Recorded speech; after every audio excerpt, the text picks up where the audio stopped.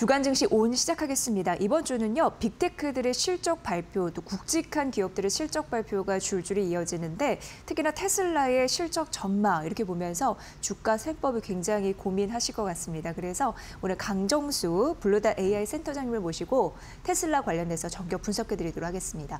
어서 오십시오. 안녕하세요. 네, 바로 이제 그 주가 왔습니다. 바로 이번 맞습니다. 주 굉장히 테슬라에는 중요한 분기점이 될 것이다라는 예상이 드는데 사실 테슬라 자체로만 보면요 많이 좀 아쉬운 점이 있습니다. 작년 12월에 주가 고점 찍고 반토막 났는데 현재 투자 환경도 녹록지 않아서 많은 분들이 걱정하세요. 일단 현재 분위기를 좀 살펴주세요.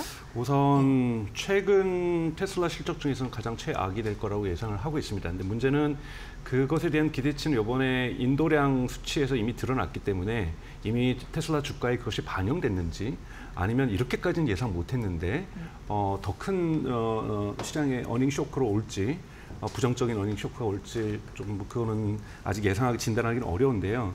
제가 좀 지금 현재 수준에서 예측을 하게 되면은 매출 규모 같은 경우에는 2022년 1분기 이후로 최저치를 기록할 것 같아요. 왜냐하면 차량 판매가 대단히 적었고요. 여러분도 아시는 것처럼 그 이후에는 여러 가지 이유가 있겠지만은 우선은 모델 Y 주니퍼가 늦게 생산되면서 사실상 판매가 중단이 됐었고, 그리고 구형 모델 Y를 판매를 일종의 밀어내기를 하면서 대단히 저가 모델로, 그러니까 차량 가격 할인을 많이 했었고요. 또 하나 지금 쟁점이 되고 있는 것은 이제 한국에 많이 보도가 되고 있지 않지만 흔히 말하는 탄소 배출권 판매권으로 테슬라가 사실은 대단히 적지 않은 4억에서 5억 달러 정도를 매출을, 이거는 이익률이 100%죠. 이걸 벌어들이고 있었는데요. 유럽 같은 경우는 계속 벌어들일 수 있는데 지금 미국 같은 경우에는 트럼프 행정부에서 그것을 안 하는 행정명령을 내린 상태거든요. 그래서 이것이 벌써 1분기에 만약에 반영이 된다라면 사실은 큰 돈은 아니지만 그래도 4억 달러면은 우리나라 돈으로 한 5천억, 6천억 가까이 되는 돈인데요. 이런 부분이 상실된다라면 대단히 이것은 특히 매출 순이익률이라든지 영업이익률에 긍정적인 반응을 했기 때문에 좋지 않은 결과가 나올 수가 있습니다. 그래서 저는 영업이익률 같은 경우에는 0.3% 정도를 저는 예상을 하고 있는데 이것은 2019년 이후로 최저치입니다. 그래서 대단히 큰 쇼크가 올 거라고 보는데요. 근데 충분히 저는 기관 투자자들은 이 정도 수치는 예측하고 있을 거라고 저는 생각이 들어요. 여기다 또 이렇게 영업이익률이라든지 매출 총이익률이 내려간 이유는 계속해서 지금 6월에 있을 텍사스에서의 자율주행, 여기에 지금 테슬라가 전력을 다하고 있는 거고, 그렇다는 것은 여기에 많은 투자가 이루어지고 있다는 거고요.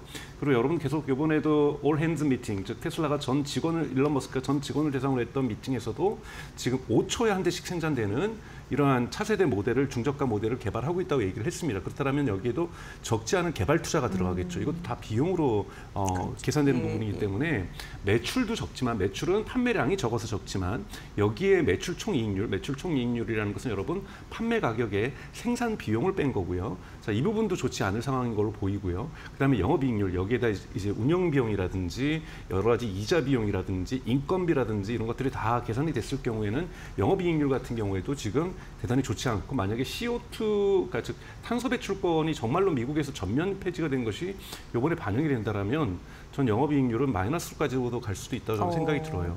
물론 이것이 그렇게 나쁘지 않은 것은 테슬라의 높은 현금 보유율입니다. 사실은 꾸준하게 증가해서 지금 300억 달러가 넘는 현금 보유를 가지고 있고, 부채 같은 경우는 100억 달러가 미만이기 때문에 넉넉한 현금 보유고를 갖고 있기 때문에 재정적으로는 문제가 없을 거라고 보지만 시장에서는 크게 좋지 않게 반응할 수도 있다. 즉 지금 240달러로 내려가 있는 것이 이미 2분기, 1분기 실적이 좋지 않을 거를 반영한 거라면 큰 문제가 없겠지만 아마 이것이 완벽하게 반영되지 않았다면 큰 폭으로 사실은 200달러 전후로까지도 저는 떨어질 가능성이 있다. 일시적으로는 그렇게 좀 보고 있습니다.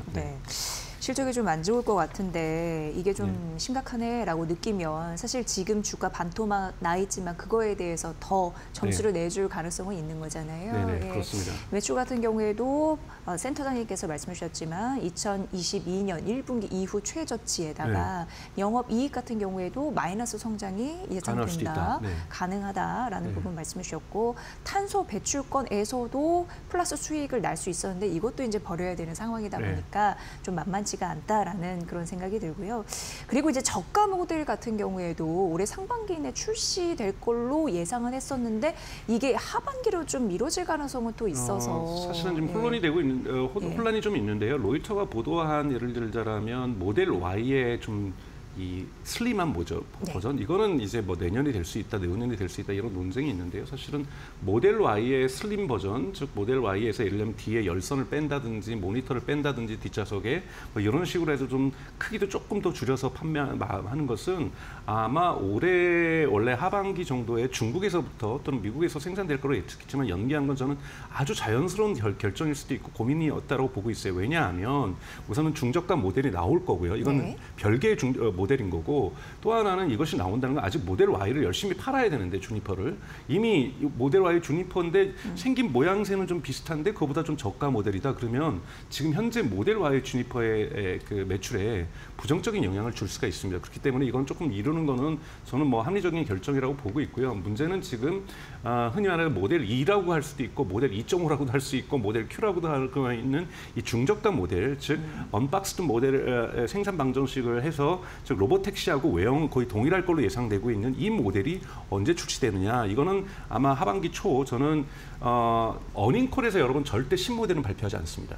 어닝콜은 재무적인 실적을 얘기하는 거고 미래의 가이던스를 얘기하는 것이지 신모델을 어닝콜에서 발표한 적은 없어요. 그렇기 때문에 이번 한국 시간으로 수요일 새벽에 발표될 거에는 새로운 모델을 발표되지 않지만 저는 지난번에 예를 들면은 지난번 같은 경우도 상당히 모델 Y의 주니퍼가 일찍 발표됐던 것처럼 이 주가 하락에 대해서 어느 정도 이제는 터닝을 만들어내기 위해서 전환을 만들어내기 위해서 저는 일주일이나 2주일 안에 신 모델을 공개할 가능성은 있다고 저는 생각이 들어요. 그래서 이런 부분은 좀 지켜보셔야 될 것 같고요. 또 하나 테슬라 주가에서 저는 관심 갖고 있는 것은 FSD 버전 12 같은 경우에는 대단히 빠른 속도로 12.1, 12.2, 12.3, 12.4, 12.5가 나왔어요.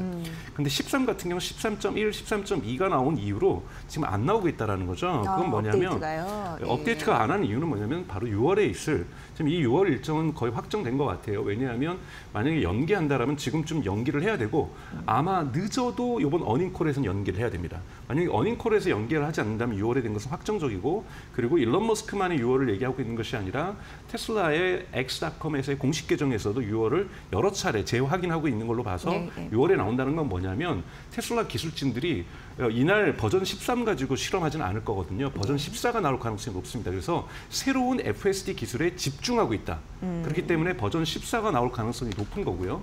버전 14 같은 경우에서 이것을 이번에 언슈퍼바이즈드 비감독을 테스트하는 거고요. 아마 버전 14가 업데이트되면은 하드웨어 4부터 지금 장착된 즉 2022년 이후에 판매된 신모델에는 이 하드웨어 4 같은 경우에는 바로 적용이 돼서 그 다음 날부터 업데이트를 통해서 FSD 버전 14를 사람들이 테스트해 볼 수 있고 실험해 볼 수 있을 거라고 저는 생각이 들어요. 근데 사람들이 개인이 쓰는 거는 아마 슈퍼바이즈드 인간 감독하에 진행돼야 될 것이고 테슬라가 오스틴에서 테스트하는 것은 비감독하에서 진행되는 이렇게 두 가지가 될 것이죠. 근데 이제 버전 14부터 이제 이야기되는 것은 사실은 정부의 허가가 나지 않았을 뿐이지 사실 텍사스 오스틴에서는 비감독하에서 된다라는 것은 인간보다 안전한 차량이라고 하는 거죠.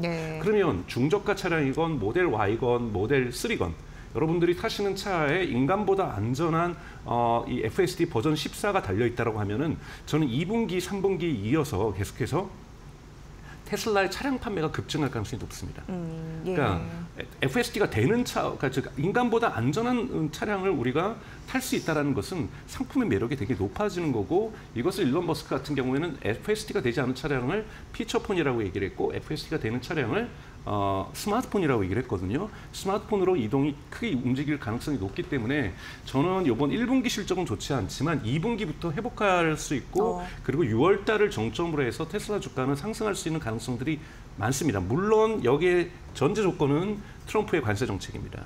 만약에 6월 달이 지나고 7월 달까지도 지금과 같은 지지부진한 관세 상호 관세와 관련해서 협상들이 다른 국가들하고 중국하고는 맨 마지막에 되더라도 지금 3개월 연기된 거라면 그 3개월 안에서 한국이라든지 일본이라든지 그다음에 유럽연합 가장 큰 건 유럽연합이죠. 이런 국가들하고 이 상호 관세 제로 상호관세 제로로 0으로 만들어내고 여기에 주고받는 것들을 협상을 하는 것들을 빠른 시간 내에 끝내줘야 되는 거고 네네. 이 과정에서 예를 들면 페드가 미국 연준에서 이자율을 한번 하락시켜 준다라면 우리가 그리고 있는 가장 좋은 거시적 환경이 되겠죠.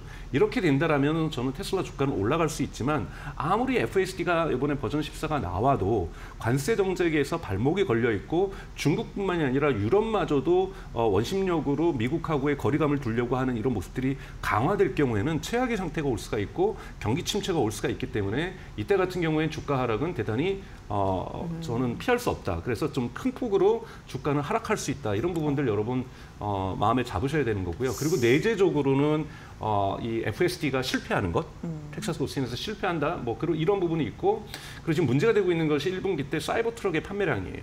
사이버 트럭의 판매량도 사실은 작년보다도 떨어지고 있어요. 이 부분을 지금 해소하기 위해서 지금 이 사이버 트럭의 저가 모델을 지금 내놓은 상태거든요. 네. 근데 이 저가 모델이 1만 달러 정도를 내렸지만 사실 원래 일론 머스크가 약속했던 4만 달러대의 사이버 트럭이 아닙니다. 이러다 보니까 사이버 트럭의 매출이 2024년 대비도 2025년에 덜 팔린다.